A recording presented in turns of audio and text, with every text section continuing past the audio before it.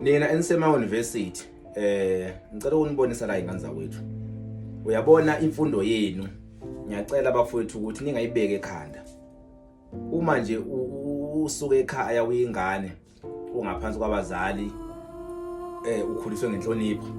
Ngiyacela bafowethu ukuthi mawusufika ekhaya ubeke eceleni ukuthi usukaphi, usuka emfundweni ephakeme usuka kephi. Ibe ekhaya mawufika ekhaya ufike ube ingane wenze yonke umsebenzi omele uyenze ekhaya, uyethe nje like ingane. Ungayiphakamisi manje wena ukuthi usuzoba manje wena ke manje isicwicwi ungakube khona ungezokwenza. Cha, akufuneki lokho ngoba yonke into isuke ekhaya. Use-university nje ukhuleleke ekhaya and futhi inhlahla nezibusiso uyithola khona ekhaya futhi. Manje wena ke uma usuzojikela indawo or i-background yakho lapho usuka khona ukuthi uma usufika ekhaya bese wena ukhuluma ukuthi umsebenzi othile awusakwazi ukwenza or okuthile awusakwazi uyakhetha. Akufunekali lokho.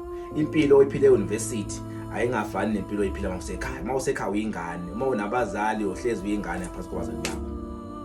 Asikuqondise bafeli lokho ingane zakwethu ngesikhundla bafeli isihle nenhlonipho. Asikwazi ukuhlukanisa indawo yase-university nekhaya.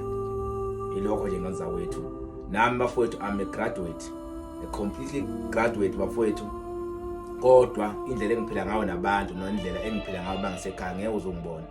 Sidala ukuthi ngifundile ngigraduate ngeke uzukubona sidala lokho. Ngani na ngokuthi ngiyakwazi ukuzehlisa izinga lami lemfundo angibeki phakathi kwabantu. Ngiyazazi ukuthi umuntu ngabantu futhi bangisekhaya ngingane. Noma ungakhulu ube ngetshebe emhlophe kodwa mawusenabazali mawusekhaya uyingane.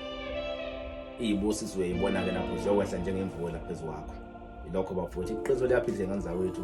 Ningeza abantu benikhohlisa iqiniso liyaphilisa ilona lokwakha lelizwe lingabhedliki. Inkosi inibusise bafowethu into ezinalo the king of imbumba lapha ku Facebook, into ezinalo Prince ona 67,000 followers lapha ke ku Facebook. Umfuna follow khona bese yakwazi ukuthi uthola ukuthi i king of imbumba yubani nokuthi futhi isebenza kanjani. Inkosi bafowethu inibusise ngiyabonga kakhulu. Amen.